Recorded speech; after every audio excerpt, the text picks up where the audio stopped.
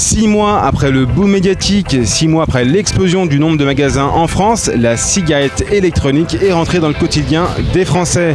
Alors qu'en est-il des vapoteurs? Leurs doutes, comment consomment-ils? On va voir ça tout de suite. Je suis donc descendu dans la rue, interroger les vapoteurs. Alors, heureux? Ouais, très satisfait. Il y a beaucoup d'aspects en fait, que ce soit en termes de coût, je tousse moins, je fume moins.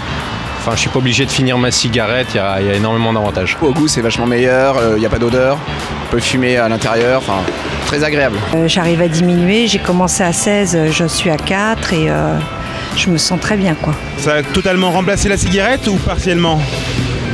À 95-96%. Vraiment, c'est impressionnant. Je ne vapote pas seulement, je fume aussi. C'est un substitut total. J'ai arrêté la cigarette totalement. On peut dire totalement parce que c'est rare maintenant. Je fume quand j'ai plus de batterie ou quand en soirée. Voilà, en soirée, quand j'ai bu un peu, là j'aime bien la cigarette normale. Mais après, je regrette le lendemain, j'ai mal à la gorge. Il y a eu 7 mois sans aucune cigarette et puis là quelques écarts. Vous êtes plutôt arôme tabac ou vous êtes laissé ambiancer par tous le choix pléthorique d'arômes? Sucré. Arôme sucré.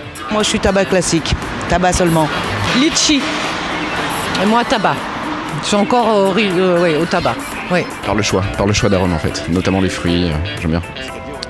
Pommes, je prends beaucoup de pommes et fraises, c'est pas mauvais, j'aime bien. Je trouve ça dégoûtant les arômes, non. Je suis plutôt classique et je prends des arômes menthe, donc il y a des mentholés en cigarette normale et je prends que de la menthe en fait. Je suis resté dans des choses assez classiques, assez classiques. De par mon âge, ma culture, j'ai du mal avec tous les trucs genre rose bonbon, c'est bizarre.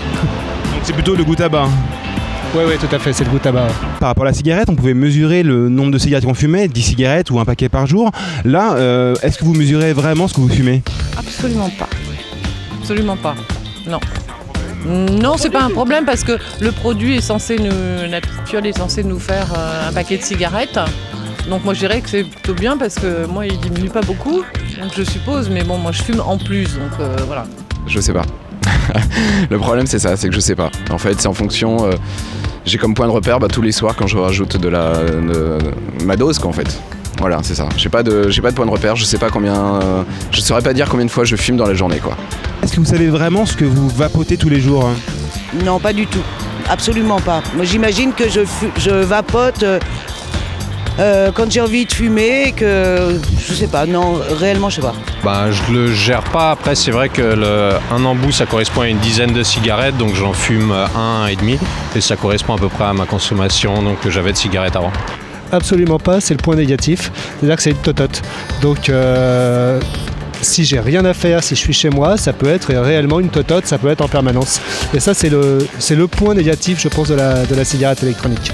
Alors contrairement à la cigarette classique, il est très difficile de mesurer simplement sa vapote. Alors certains s'en moquent car le gap il est déjà là, c'est d'échapper à la tueuse et de ce point de vue là c'est réussi. Mais pour d'autres, mieux contrôler la vapote c'est aussi mieux gérer son budget, c'est contrôler la nicotine absorbée par le corps. Pourquoi pas tenter un sevrage ou ne pas augmenter sa dépendance? Bref, pour cela il y a actuellement les compteurs de vape, il y a les différents dosages de nicotine dans les liquides et j'en suis sûr très prochainement de nouvelles technos pour vous aider. Checks!